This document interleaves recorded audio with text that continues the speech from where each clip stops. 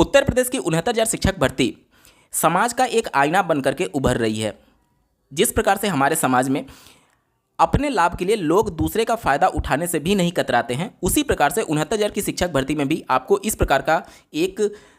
छोटा सा आईना देखने को मिल सकता है। एक डेडिकेटेड वीडियो के माध्यम से मैंने आप सभी को सूचित किया था कि परिस्थितियां और स्थितियां इस प्रकार से हो चुकी हैं उत्तर प्रदेश में कि सारे कैंडिडेट एक दूसरे का गर्दन पकड़े हुए हैं। सारे कैंडिडेट ये दावा कर रहे हैं कि अगर तुम मेरे सीट को लेकर के अगर कोर्ट में पैरवी करोगे तो हम तुम्हारे सीट को भी खाने से पीछे नहीं हटेंगे। एक बार जल्दी से रिवाइज कर लेते हैं पूरे मामले को लेकर के। इस समय जो सिलेक्टेड यूआर कैंडिडेट है, पिछली हियरिंग में आपने सुना होगा, जो ATRE है यानी असिस्टेंट टीचर रिक्रूटमेंट एग्जामिनेशन,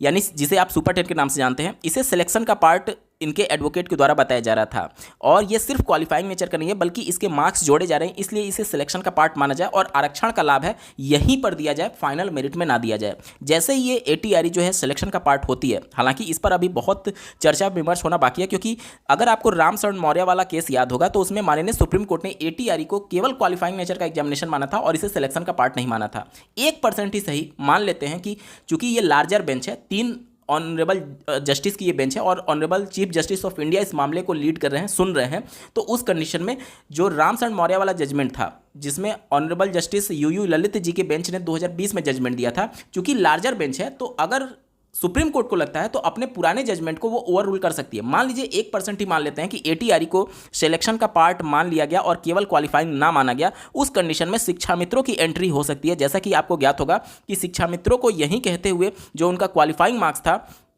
उसको उस समय 2020 में माननीय सुप्रीम कोर्ट ने एक तरीके से खारिज कर दिया था कि ये केवल क्वालिफाइंग नेचर का एग्जामिनेशन है और इसके लिए क्वालिफाइंग मार्क्स का कट ऑफ या फिर जो क्वालिफाइंग मार्क्स है वो कभी भी बताया जा सकता है। और इसी के तर्ज पर शिक्षा मित्रों की जो अपील थी उसे माननीय सुप्रीम कोर्ट ने खारिज कर दिया था। इसके बाद से शिक्षा मित्रों की ये एक और अपील थी कि जो इनको 25 अंक का भारांक दिया जा रहा है ये इनको ATRE लेवल पर जोड़ दिया जाए। अब यहाँ पर सुप्रीम कोर्ट ने कहा कि चूंकि ये केवल क्वालिफाइंग नेचर का एग्जामिनेशन है इसलिए इस लेवल पर इसे नहीं जोड़ा जा सकता। अब बहुत सारे लोगों का ये दावा है कि ATRE के संदर्भ में जो सुप्रीम कोर्ट का जजमेंट है honourable justice UU Lalit ji का श्री रामशरण मौर्य वाले केस में, उसमें ये बातें मेंशन की गई है कि ATRE क्वालिफाई करने वाला अभ्यर्थी ही अगले चरण में जाएगा। ये कब पॉसिबल है? जब ATRE केवल क्वालिफाइंग नेचर का एग्जामिनेशन होता है। तो अगर ये सिलेक्शन का पार्ट मान लिया जाता है तो ये 25 नंबर का अंक जो है वो यहीं पर जुड़ने की संभावना हो जाएगी, क्योंकि सुप्रीम कोर्ट ने उस समय ये कह करके इनकार कर दिया था कि ये केवल पात्रता परीक्षा है और इसको पास करने के बाद आप शिक्षक भर्ती की प्रक्रिया में आप आगे शामिल होंगे। अगर ये शिक्षक प्रक्रिया का पार्ट होता है तो उस कंडीशन में 25 अंक यहीं पर जुड़ने की संभावना रहेगी और 25 अंक जैसे ही यहां पर जुड़ेगा तो वहां पर ऐसे कैंडिडेट शिक्षा मित्र जो कि इस समय बाहर हैं लेकिन 40 और 45% के हिसाब से वो क्वालिफाई कर रहे हैं, तो यहां पर क्या होगा कि देखिए शिक्षा मित्र को क्वालिफाई करने के लिए अनरिजर्व कैटेगरी में कितना चाहिए?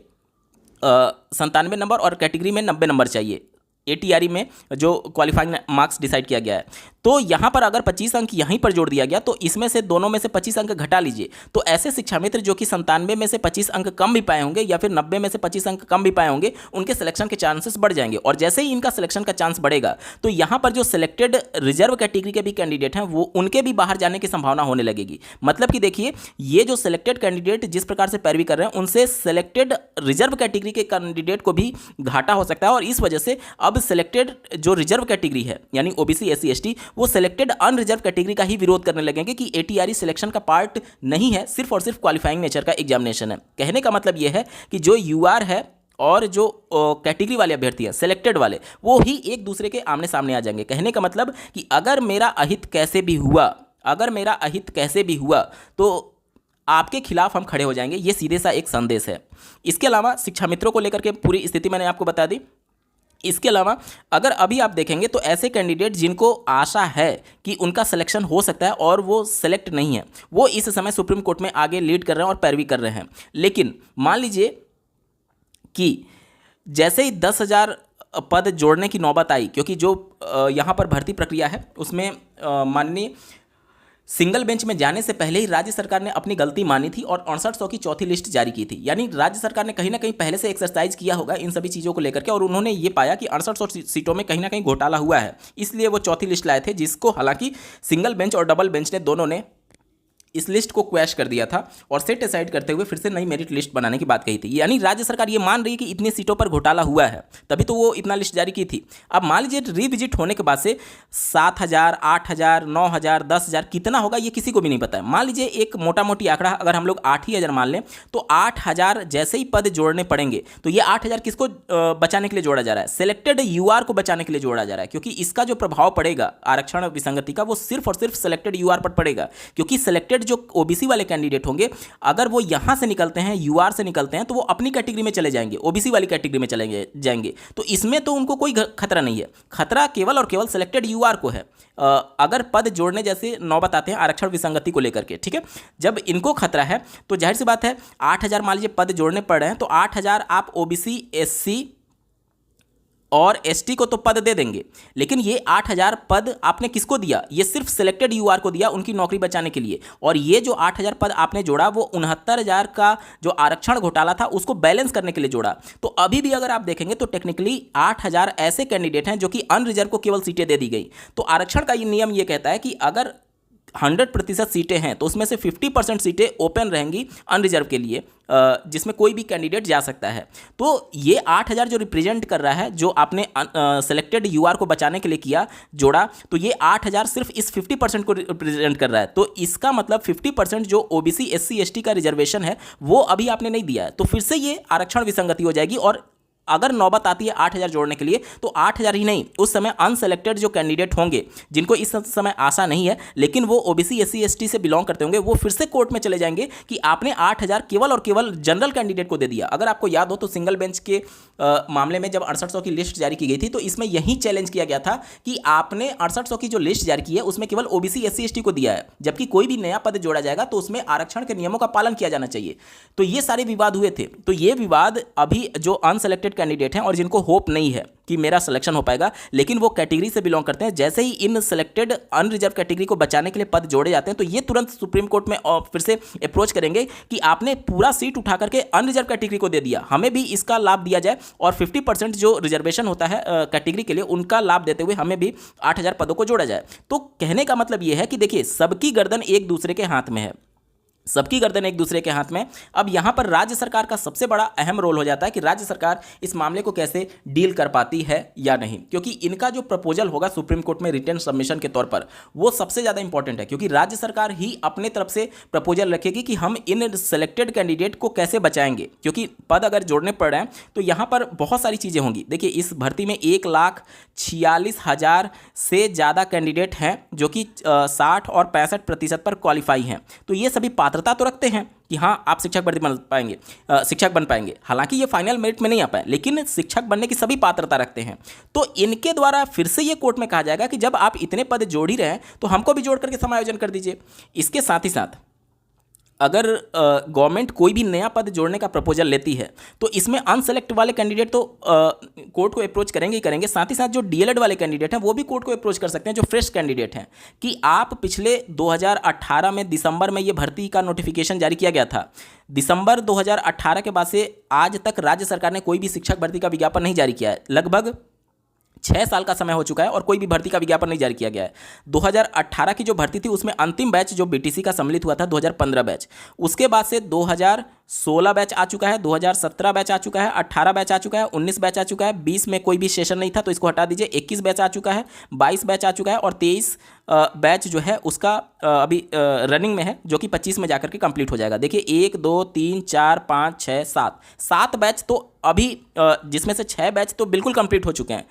22 का अभी जो 2022 वाला बैच है उसका अभी दिसंबर तक सब कुछ कंप्लीट हो जाएगा। 23वां बैच भी 2025 में जाकर के कंप्लीट होने की संभावना रहेगी। तो इतने बैच के कैंडिडेट जो नई शिक्षक भर्ती का वेट कर रहे हैं वो क्या शांत बैठेंगे कि आपने गलती की, गवर्नमेंट ने गलती की, नई जो लिस्ट बनाई उसमें गलती थी, खामियां थी, जिसकी वजह से पद जोड़ने पड़ रहे हैं, तो हमारा हक जो नई शिक्षक भर्ती में पद आने चाहिए थे वो आप इन लोगों को कैसे दे सकते हैं? तो कोर्ट में बहुत सारे मामले फंसेंगे। ठीक है, वही मैं कह रहा हूँ, वीडियो के स्टार्टिंग में मैंने आपको बोला था कि सबके गर्दन एक दूसरे के हाथ में है और जहां पर भी जिसको भी अगर लगेगा कि मेरा अहित हो रहा है तो वो तुरंत अपना पाला छोड़ करके दूसरे की गर्दन पकड़ने चला जाएगा। इसी में एक और पक्ष है, बीएड का मामला। थोड़ा सा मैं आपको 2018 में लेकर के चलूंगा। 28 जून 2018 को जब एनसीटी के द्वारा गजट नोटिफिकेशन ला करके बीएड को प्राथमिक में एलिजिबल माना गया था, उसके बाद से उत्तर प्रदेश के अभ्यर्थी ने काफ़ी ज़्यादा प्रदर्शन किया था, सरकार पर दबाव बनाने की कोशिश की थी, जनप्रतिनिधियों को ज्ञापन भी दिया था। इसके साथ ही साथ उन्होंने इसके संबंध में एनसीटी का वो गजट तो चैलेंज नहीं किया रामशरण मौर्य वाले में, लेकिन जो उत्तर प्रदेश की अध्यापक सेवा नियमावली में है उसमें बीएड को शामिल करने के लिए जो संशोधन किया गया था उसको चैलेंज इन्होंने कोर्ट में किया था। कहने का मतलब कि उस समय के डीएलएड अभ्यर्थी जो 2015 बैच के थे वो पूरी तरीके से बीएड के खिलाफ थे। जब लिस्ट जारी होती है 69,000 शिक्षक भर्ती की, तब तक ये सभी बीएड के खिलाफ थे कि नहीं बीएड नहीं होना चाहिए। लेकिन जैसे ही लिस्ट जारी होती है और इसमें जो डीएलएड कैंडिडेट का नाम होता है वो अब अपना पाला बदल लेते हैं और अब वो बीएड के साथ मिल करके ये चाहते हैं कि कैसे भी करके ये सुप्रीम कोर्ट से मामला निस्तारित हो जाए, भले बीएड शामिल हो या ना हो उससे हमें मतलब नहीं है, बीएड को नौकरी मिले उससे हमें मतलब नहीं है, हमें तुरंत नौकरी मिलनी चाहिए। और इसमें जो डीएलएड वाले कैंडिडेट थे वो दो खेमे में बट गए। पहला खेमा ऐसा था जिनका इस लिस्ट में नाम था और वो चाहते थे कि बीएड को शामिल करके जल्दी से जल्दी हमें नौकरी मिले। दूसरा खेमा ऐसा था, वो ये चाहता था कि डीएलएड वाले कैंडिडेट ही केवल इस भर्ती में रहे, बीएड को नौकरी ना मिले। तो यहाँ पर देख लीजिए डीएलएड वाले ही दो पक्ष में यहाँ पर बट गए थे। अब जिस प्रकार से माननीय सुप्रीम कोर्ट के द्वारा छत्तीसगढ़ वाले मामले में जजमेंट दिया गया है, उसके बाद से ये परिस्थितियां बन चुकी हैं कि उत्तर प्रदेश में कौन कब पलटी मार दे और कौन किसके अगेंस्ट में हो जाए कहा नहीं जा सकता है। यही वो जजमेंट है जो कि सुप्रीम कोर्ट के द्वारा Shri Naveen Kumar versus union of India में दिया गया था, जिसमें एक महत्वपूर्ण बात लिखी गई है जो कि 69,000 में भी बीएड अभ्यर्थियों के लिए खतरा उत्पन्न कर सकती है। छत्तीसगढ़ राज्य सरकार ने सुप्रीम कोर्ट को ये अवगत कराया कि हमारा जो सिलेक्शन का प्रोसेस था वो कंप्लीट हो चुका था, हमने बस नियुक्ति नहीं दी थी इनको। तो यहाँ पर सुप्रीम कोर्ट ने साफ शब्दों में लिखा, देखिए, the completion of the selection process prior to 11 August 2023 is not material. What is important is that the date of appointment which is certainly after the cut off date. Supreme court ने 8 अप्रैल 2024 के clarification application में साफ तौर पर यह clear कर दिया है कि 11 अगस्त के बाद किसी बीएड की प्राथमिक में ज्वाइनिंग हो ही नहीं सकती है। छत्तीसगढ़ में जो ज्वाइनिंग मिली थी वो सितंबर 2024 में जाकर के मिली थी, माफ कीजिएगा सितंबर 2023 में जाकर के मिली थी और उससे पहले अगस्त में यह जजमेंट आ चुका था। सुप्रीम कोर्ट इसी बात को कह रही है कि जो हमारा कट ऑफ डेट है 11 अगस्त 2023, इसके बाद तो आप ज्वाइनिंग दे ही नहीं सकते, भले ही आपका सिलेक्शन प्रोसेस इस डेट से पहले कंप्लीट क्यों ना हो गया हो। तो यही महत्वपूर्ण लाइन है जिसको लेकर के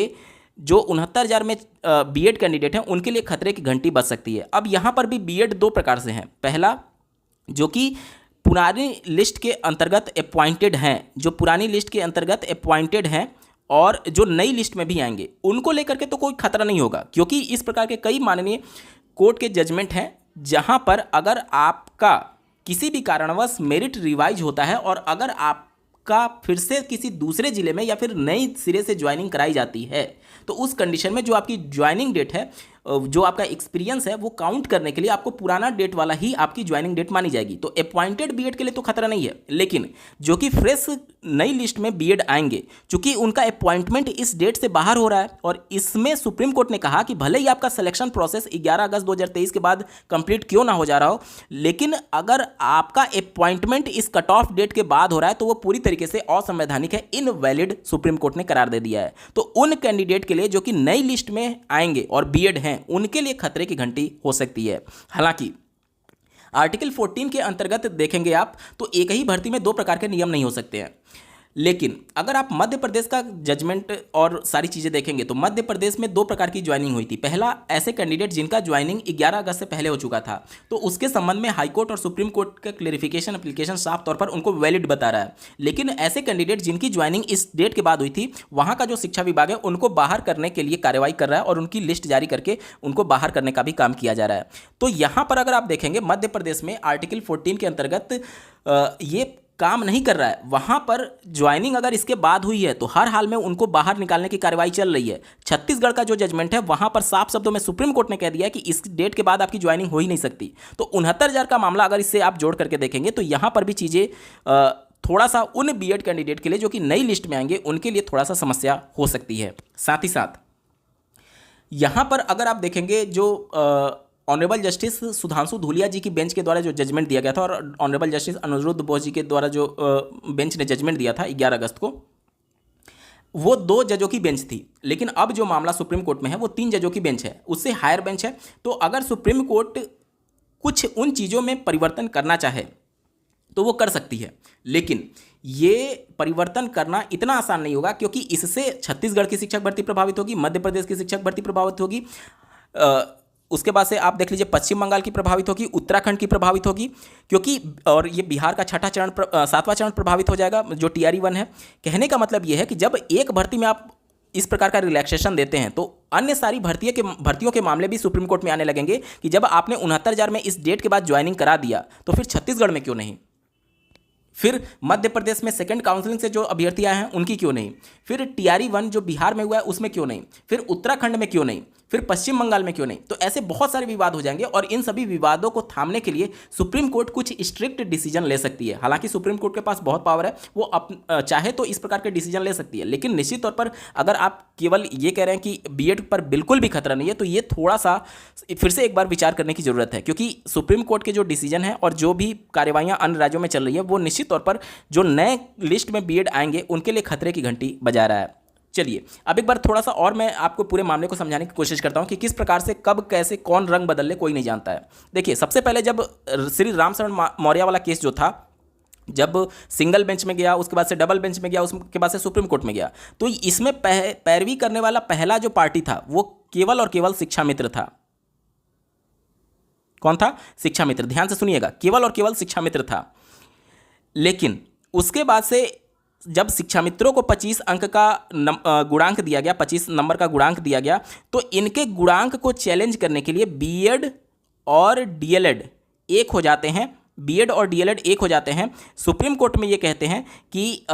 जो आनंद कुमार यादव वाला केस था जिसमें शिक्षा मित्रों को वेटेज देने की बात कही थी, तो बीएड और डीएलएड एक अलग याचिका लाते हैं जो कि इसी याचिका में टैग होता है रामशरण मौर्य वाले में, और वो ये कहते हैं कि शिक्षा मित्रों को 25 अंक का भारांक बहुत ज़्यादा दिया जा रहा है और सुप्रीम कोर्ट ने इनको नंबर देने के लिए, इतना नंबर देने के लिए नहीं बोला था, सिर्फ वेटेज देने के लिए बोला था और इसको कम किया जा सकता है।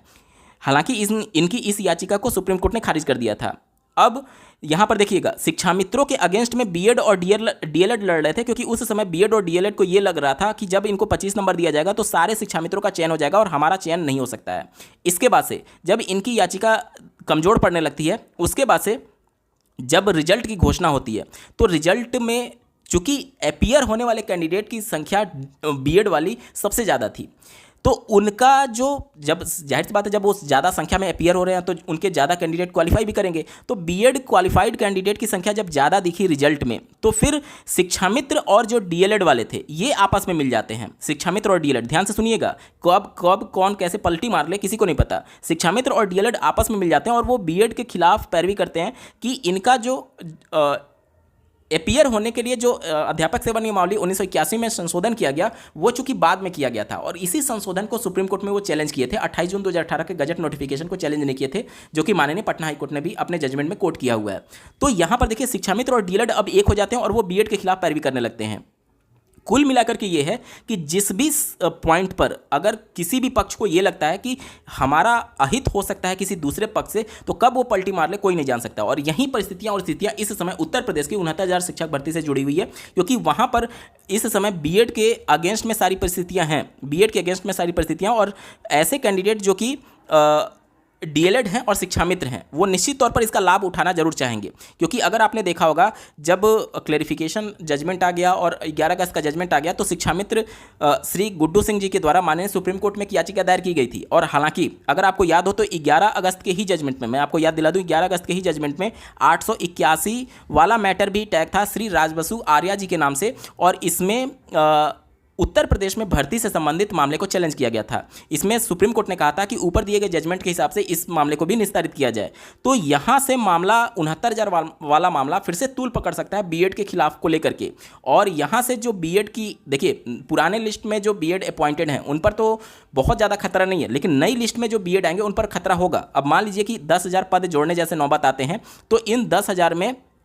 बीएड वाले कैंडिडेट की भी संख्या अधिक हो सकती है। मान लीजिए 6,000 बीएड होते हैं, तो अगर ये 6,000 बीएड बाहर हो जाते हैं तो कि ये जो पद होंगे ये या तो शिक्षा मित्र से भरे जाएंगे या तो डीएलएड से भरे जाएंगे। अब शिक्षा मित्र जो क्वालिफाई थे 90-97 पर, उनका 100% सिलेक्शन हो चुका है, क्योंकि 25 अंक देने पर वो अनरिजर्व में सबसे टॉप पर चले जा रहे थे। तो जाहिर सी बात है ये जो 6,000 पद दिखेगा वो 6,000 पद डीएलएड को केवल मिल सकता है। तो यहाँ पर जो डीएलएड अनसेलेक्टेड है, लेकिन जिनको उम्मीद है कि आरक्षण के बाद भी उनका सिलेक्शन नहीं हो पाएगा, लेकिन अगर बीएड बाहर हो जाता है तो उनका सिलेक्शन हो सकता है, तो निश्चित तौर पर वो बीएड के अगेंस्ट में पैरवी कर सकते हैं। और जैसे ही पैरवी होगी तो ये जो छत्तीसगढ़ का जजमेंट है उनके लिए थोड़ा सा मुसीबत खड़े कर सकता है। हालांकि ये सारी चीज़ें अभी सुप्रीम कोर्ट को डिसाइड करनी है, और इस सभी मुद्दे पर आपका क्या कुछ कहना है कमेंट के माध्यम से जरूर बताइएगा। और ऐसे ही महत्वपूर्ण अपडेट के लिए इस चैनल को सब्सक्राइब करना ना भूलें। इस वीडियो को देखने के लिए आपका बहुत बहुत धन्यवाद। भगवान करे आपका दिन शुभ हो।